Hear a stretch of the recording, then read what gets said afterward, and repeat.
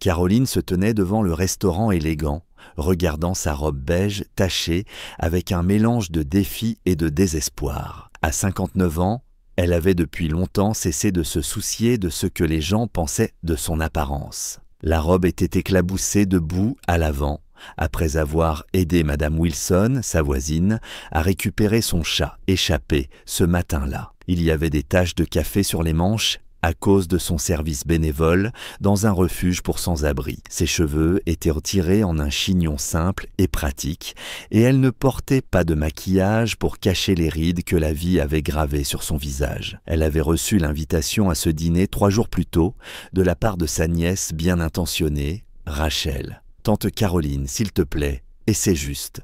C'est un homme bien qui a réussi et il a spécifiquement demandé à rencontrer quelqu'un de sincère. Viens juste dîner.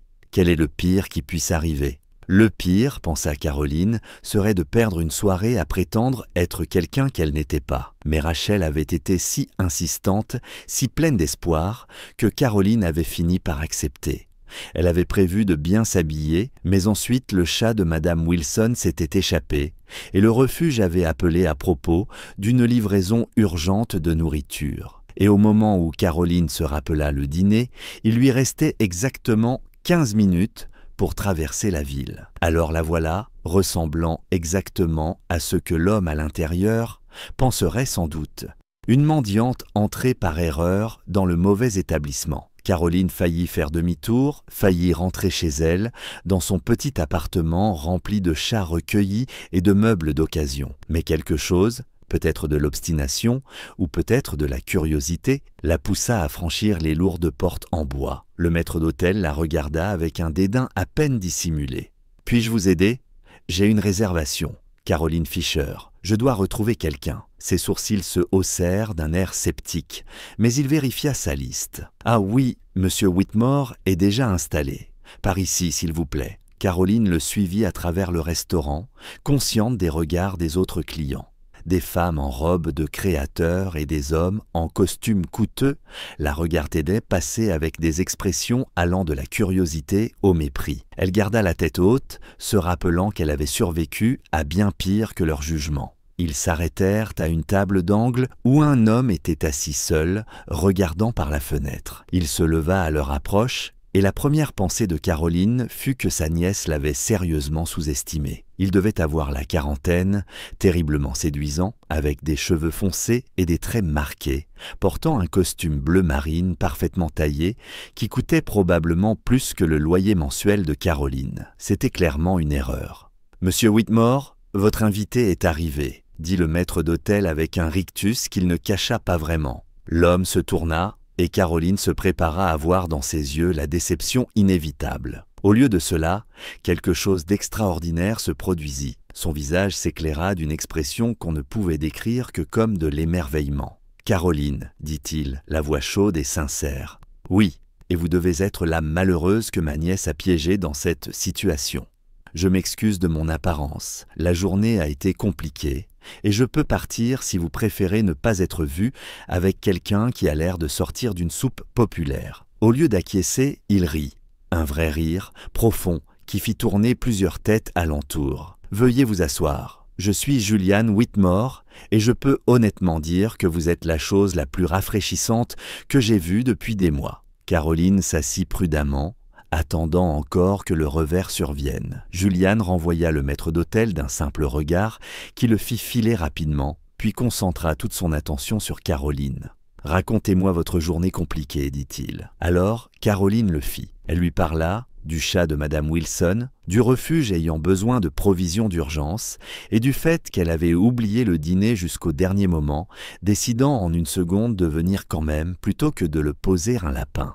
La plupart des femmes que je connais auraient annulé plutôt que de se présenter sans être parfaite, dit Julian, la regardant avec une fascination non dissimulée.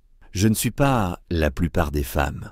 Je suis trop vieille pour prétendre être ce que je ne suis pas, et trop fatiguée pour me soucier de ce que des inconnus pensent de moi. Caroline le regarda droit dans les yeux. Si c'est un problème, je peux partir maintenant et nous éviter une soirée gênante. Ce n'est pas un problème. C'est remarquable. Julian se pencha en avant son expression intense d'une manière qui fit battre le cœur de Caroline plus vite qu'elle ne l'aurait voulu. « Savez-vous pourquoi j'ai demandé à votre nièce d'organiser ce dîner ? J'ai eu 37 rendez-vous au cours de l'année passée, tous avec des femmes qui portaient les bons vêtements, disaient les bonnes choses et souriaient au bon moment. Chacune d'elles jouait un rôle, je ne pouvais jamais savoir qui elles étaient vraiment sous tout ce vernis. » Il désigna la robe tachée de Caroline. « Vous êtes entrée ici en portant votre journée sur vos vêtements. Vous avez aidé le chat de votre voisine, servi dans un refuge pour sans-abri, et vous êtes quand même venu me rencontrer sans chercher à cacher quoi que ce soit. Vous ne jouez pas, vous êtes simplement honnête. Savez-vous à quel point c'est rare ?» Caroline sentit quelque chose bouger dans sa poitrine. « Vous êtes sérieux ? Complètement. Racontez-moi plus. Parlez-moi du refuge, de votre voisine, de votre vie, la vraie, pas la version retouchée que les gens montrent lors d'un premier rendez-vous. » Le serveur arriva, hésitant à servir quelqu'un habillé comme Caroline. Juliane commanda pour eux deux, sans même consulter le menu, puis reporta toute son attention sur elle, comme si elle était la seule personne dans la pièce. Alors Caroline parla. Elle lui raconta la mort de son mari il y a 20 ans et comment elle avait élevé seule ses 2 enfants. Pendant qu'elle travaillait comme assistante sociale, elle lui parla de sa retraite, il y a 5 ans, et de sa décision de consacrer son temps à aider les autres plutôt qu'à poursuivre les activités de loisirs que tout le monde continuait de lui suggérer. Elle décrivit son petit appartement, ses chats recueillis, son travail bénévole qui donnait un sens à sa vie, même s'il ne lui apportait ni statut ni richesse. Juliane écoutait chaque mot, ses yeux ne quittant jamais son visage. Lorsqu'elle eut terminé, il resta silencieux un moment. « Je dirige une fondation, dit-il enfin. Responsabilité sociale d'entreprise, c'est comme ça qu'ils appellent ça.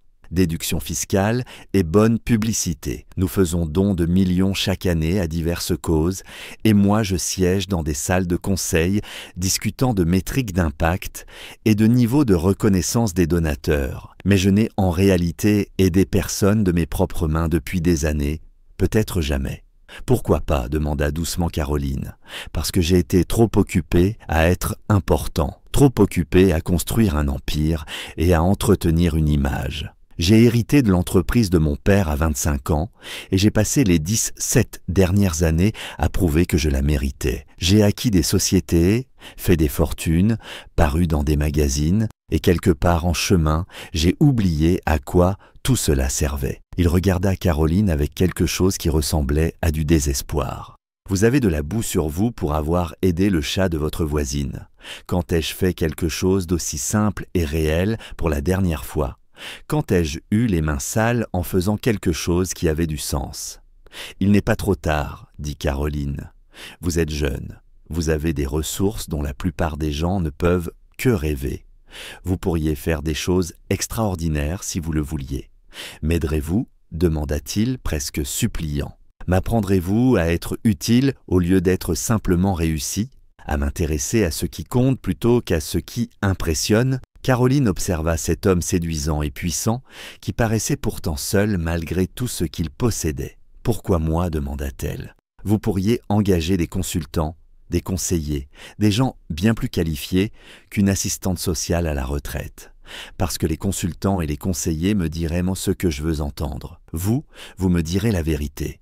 Vous l'avez déjà fait. » Juliane tendit la main à travers la table, s'arrêtant juste avant de toucher la sienne. « Dès le moment où vous êtes entrée, tachée de boue, et sans excuse, j'ai su que vous étiez différente. La plupart des gens portent des masques. Vous portez votre vie sur vos vêtements. Ce n'est pas quelque chose qu'on peut feindre, acheter ou apprendre auprès de consultants. C'est simplement ce que vous êtes. » Caroline sentit les larmes lui monter aux yeux, sans s'y attendre. Depuis quand quelqu'un l'avait-il regardée ainsi ? Comme si elle comptait, comme si elle avait de la valeur exactement telle qu'elle était. « J'ai 59 ans, dit-elle doucement.